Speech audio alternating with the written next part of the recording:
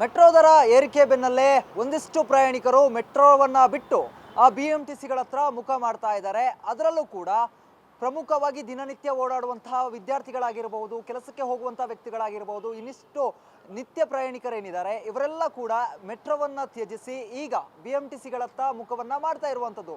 ಇದಕ್ಕೆ ಪ್ರಮುಖವಾಗಿ ಕಾರಣವಾದಂಥದ್ದು ಮೆಟ್ರೋದ ಒಂದು ನಿರ್ಧಾರ, ಏಕಾಏಕಿ 100%ನಷ್ಟು ದರವನ್ನು ಏರಿಸಿರುವಂಥದ್ದು ಜನಾಕ್ರೋಶಕ್ಕೆ ಕಾರಣ ಆಗಿರುವಂಥದ್ದು. ಈ ಹಿನ್ನೆಲೆಯಲ್ಲಿ ಸುಮಾರು ಲಕ್ಷಕ್ಕೂ ಹೆಚ್ಚು ಜನ ಮೆಟ್ರೋವನ್ನು ಬಿಟ್ಟು ಈಗ BMTCಗಳತ್ತ ಮುಖ ಮಾಡಿರುವಂಥದ್ದು. ಇನ್ನು ಕಣ್ಣೊರೆಸುವಂತಹ ಕೆಲಸ ಮಾಡ್ತಿದ್ದಂತಹ BMTCಗೆ ಈಗ ಜನ ಮತ್ತೆ ಸಾಮಾಜಿಕ ಜಾಲತಾಣದಲ್ಲಿ ಬೆವರಿಳಿಸುವಂತಹ ಕೆಲಸವನ್ನ ಮಾಡಲಿಕ್ಕೆ ಶುರು ಮಾಡಿದ್ದಾರೆ.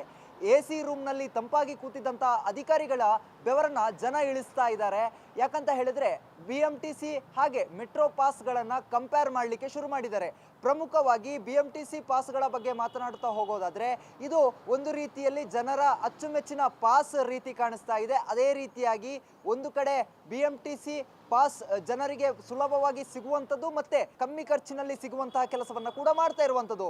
ಇನ್ನೊಂದು ಕಡೆ ಮೆಟ್ರೋ ಪಾಸ್ ಏನಿರುವಂಥದ್ದು ಇದು BMTC ಪಾಸ್ಗಿಂತ ದುಪ್ಪಟ್ಟಾಗಿರುವಂಥದ್ದು ಜನರ ಆಕ್ರೋಶಕ್ಕೆ ಕಾರಣ ಆಗಿರುವಂಥದ್ದು. ಯಾಕಂತ ಹೇಳಿದ್ರೆ ಇದನ್ನ ವಿಸ್ತರಿತವಾಗಿ ಹೇಳ್ತಾ ಹೋಗೋದಾದ್ರೆ BMTC ಪಾಸ್ಗಳು 2,000 ರೂಪಾಯಿಗೆ ಮಾಸಿಕ ಪಾಸನ್ನು ನೀಡ್ತಾರೆ. ಅದರಲ್ಲಿ AC ಬಸ್ಸುಗಳು ಸೇರಿದಂತೆ ಸಾಮಾನ್ಯ ಬಸ್ಸುಗಳಲ್ಲಿ ಕೂಡ ಬೆಂಗಳೂರಿನ ಯಾವುದೇ ಭಾಗಗಳಿಗೆ ಬೇಕಾದರೂ ಸಂಚಾರವನ್ನು ನಡೆಸಬಹುದು.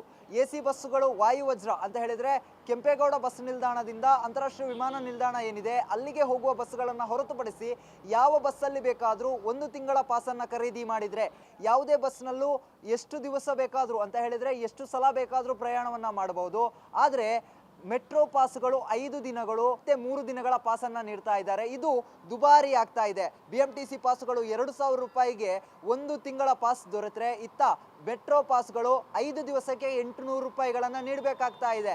ಇದು 800 ರೂಪಾಯಿ ಪಾಸ್ಗಳಲ್ಲಿ ಬೇಕಾದ ಜಾಗಗಳಿಗೆ ಓಡಾಡುವ ಅವಕಾಶಗಳು ಕೂಡ ಇರೋದಿಲ್ಲ. ದಿನಕ್ಕೆ 160 ರೂಪಾಯಿಗಳು ಖರ್ಚಾದರೆ ಇದರಿಂದ ಒಂದಿಷ್ಟು ಮೆಟ್ರೋಗೆ ಲಾಭ ಬರ್ತಾ ಇಲ್ಲ. ಈ ಹಿನ್ನೆಲೆಯಲ್ಲಿ ಪಾಸ್ ದರವನ್ನು ಕೂಡ ನಮ್ಮ ಮೆಟ್ರೋ ಹೆಚ್ಚಿಸಿರುವಂಥದ್ದು. ಇದನ್ನು ವಾರ್ಷಿಕವಾಗಿ ಲೆಕ್ಕ ಹಾಕ್ತಾ ಹೋದರೆ ದಿನನಿತ್ಯ ಓಡಾಡುವಂತಹ ಪ್ರಯಾಣಿಕರೇನಿದ್ದಾರೆ ಮೆಟ್ರೋ ಪ್ರಯಾಣಿಕರು ಇವರಿಗೆ ಇದು ದುಪ್ಪಟ್ಟು ಆಗಿ ದುಬಾರಿ ಆಗ್ತಾ ಇರುವಂಥದ್ದು, ಅವರ ಜೇಬಿಗೆ ಕತ್ತರಿಯನ್ನು ಹಾಕ್ತಾ ಇರುವಂಥದ್ದು.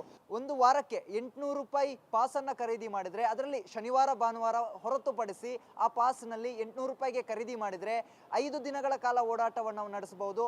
ಪ್ರಮುಖವಾಗಿ 1 ಪಾಯಿಂಟನ್ನು ಪ್ರಯಾಣವನ್ನು ಮಾಡಬಹುದು. ಅಂತ ಹೇಳಿದ್ರೆ ರೇಷ್ಮೆ ಸಂಸ್ಥೆಯಿಂದ ನಾಗವಾರಕ್ಕೆ ಈ ರೀತಿಯಾದ ಒಂದು 1 ಪಾಯಿಂಟ್ ಪ್ರಯಾಣವನ್ನು ಮಾಡಬಹುದು. ಆದರೆ BMTC ಪಾಸ್ಗಳು ಹಾಗಲ್ಲ. BMTC ಪಾಸ್ಗಳಲ್ಲಿ ನಗರದ ಯಾವ ಮೂಲೆಯಿಂದ ಯಾವ ಮೂಲೆಗೆ ಬೇಕಾದರೂ AC ಬಸ್ಗಳಲ್ಲೂ ಕೂಡ ಸಂಚಾರವನ್ನು ಮಾಡಬಹುದು, ಅದು 1 ತಿಂಗಳ ಪಾಸ್ನೊಂದಿಗೆ. ಆದರೆ ಈ 800 ರೂಪಾಯಿಯ ಪಾಸ್ ಏನಿದೆ 5 ದಿನಕ್ಕೆ ಮಾತ್ರ ಸೀಮಿತವಾಗಿರುತ್ತೆ. ಭಾನುವಾರ ಆದ ತಕ್ಷಣ ಮತ್ತೆ ಸೋಮವಾರದಿಂದ ಹೊಸ ಪಾಸ್ಗಳನ್ನು ಖರೀದಿ ಮಾಡಬೇಕಾಗುತ್ತೆ. ಇದರಿಂದಾಗಿ ವಾರ್ಷಿಕ ಲೆಕ್ಕವನ್ನು ನೋಡ್ತಾ ಹೋದರೆ ಇದು ಜನರ ಜೇಬಿಗೆ ಕತ್ತರಿಯನ್ನು ಹಾಕ್ತಾ ಇದೆ. ನಮ್ಮ ಮೆಟ್ರೋದ ಪಾಸ್ಗಳು ಏನಿದೆ 800 ರೂಪಾಯಿ ಅಂತ ಲೆಕ್ಕ ಹಾಕಿದ್ರು 62 ವಾರಗಳ ಲೆಕ್ಕ ಬರುತ್ತೆ. 62 ವಾರಗಳಲ್ಲಿ 41,600 ರೂಪಾಯಿಗಳ ಆಗುತ್ತೆ. ಇದರಿಂದ ಇದು ದುಪ್ಪಟ್ಟಾಗಿ ಕಾಣಿಸ್ತಾ ಇರುವಂಥದ್ದು. BMTCಗೆ ಹೋಲಿಕೆ ಮಾಡಿದರೆ BMTC 1 ತಿಂಗಳಿಗೆ 2,000 ರೂಪಾಯಿಯ ಪಾಸನ್ನು ನೀಡುತ್ತೆ. ಅದೇ ರೀತಿಯಾಗಿ 1 ವರ್ಷಕ್ಕೆ 12 ತಿಂಗಳು ಅಂತ ಲೆಕ್ಕ ಹಾಕಿದ್ರೆ 24,000ದಲ್ಲಿ ಈ ಕೆಲಸವೇ ಮುಗಿದು ಹೋಗುತ್ತೆ.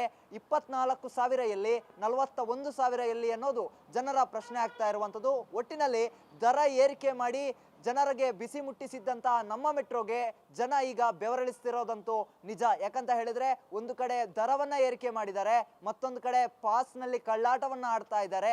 ಈ ನಿಟ್ಟಿನಲ್ಲಿ ಬಹುತೇಕ ಜನ ಮೆಟ್ರೋವನ್ನ ತ್ಯಜಿಸಿ ಈಗ BMTC ಬಸ್ಗಳತ್ತ ಒಲವು ತೋರ್ತಿರೋದಂತೂ ಸತ್ಯ. ಗ್ಯಾರಂಟಿ ನ್ಯೂಸ್, ಸುದ್ದಿ ಖಚಿತ, ನ್ಯಾಯ ನಿಶ್ಚಿತ.